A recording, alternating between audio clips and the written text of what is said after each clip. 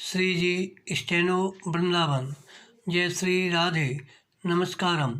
संपादकीय जागरण 15 फरवरी 2021। गति 80 एवं 100 शब्द प्रति मिनट। 200 शब्द। डिक्टेशन प्रारंभ 80 शब्द प्रति मिनट। राजनीतिक ना समझी।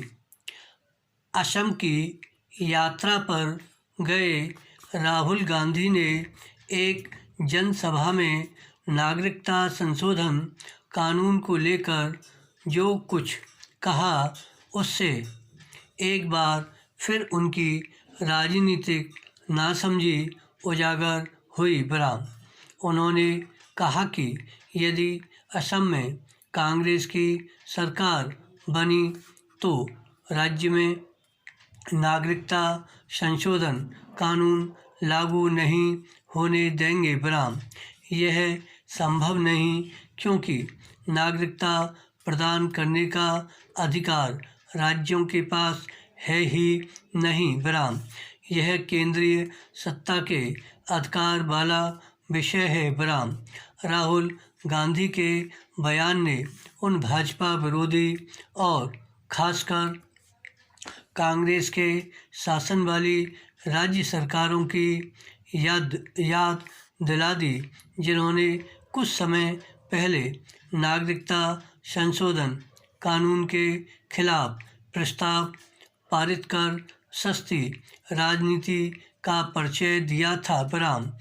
यह सही है कि असम में कुछ लोग इस कानून का विरोध कर रहे हैं, लेकिन कम से कम राहुल गांधी को तो इससे परिचित होना चाहिए कि इस राज्य में बांग्लादेश से आए लाखों लोग रह रहे हैं।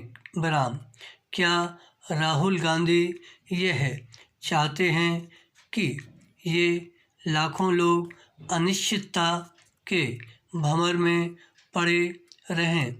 आखिर इनके भविष्य का निर्धारण क्यों नहीं किया जाना चाहिए?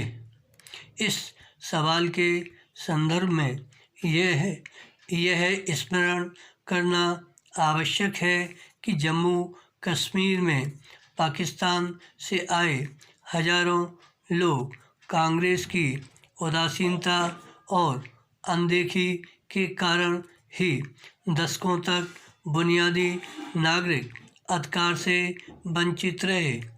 डिक्टेशन 100 शब्द प्रति मिनट। राजनीतिक ना समझी।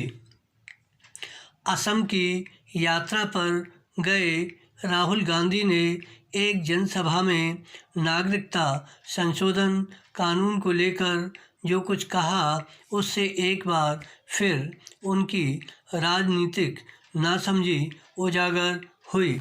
उन्होंने कहा कि यदि असम में कांग्रेस की सरकार बनी तो राज्य में नागरिकता संशोधन कानून लागू नहीं होने देंगे। यह संभव नहीं, क्योंकि नागरिकता प्रदान करने का अधिकार राज्यों के पास है ही नहीं। यह केंद्रीय सत्ता के अधिकार वाला विषय है। राहुल गांधी के बयान ने उन भाजपा विरोधी और खासकर कांग्रेस के शासन वाली राज्य सरकारों की याद दिला दी, जिन्होंने कुछ समय पहले नागरिकता संशोधन कानून के खिलाफ प्रस्ताव पारित कर सस्ती राजनीति का परिचय दिया था। यह सही है कि असम में कुछ लोग इस कानून का विरोध कर रहे हैं, लेकिन कम से कम राहुल गांधी को तो इससे परिचित होना चाहिए कि इस राज्य में बांग्लादेश से आए लाखों लोग रह रहे हैं। क्या राहुल गांधी यह चाहते हैं कि ये लाखों लोग अनिश्चितता के भंवर में पड़े रहें?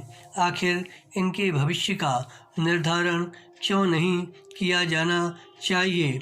इस सवाल के संदर्भ में यह स्मरण करना आवश्यक है कि जम्मू कश्मीर में पाकिस्तान से आए हजारों लोग कांग्रेस की उदासीनता और अनदेखी के कारण ही दशकों तक बुनियादी नागरिक अधिकारों से वंचित रहे। धन्यवाद। श्री हरदास।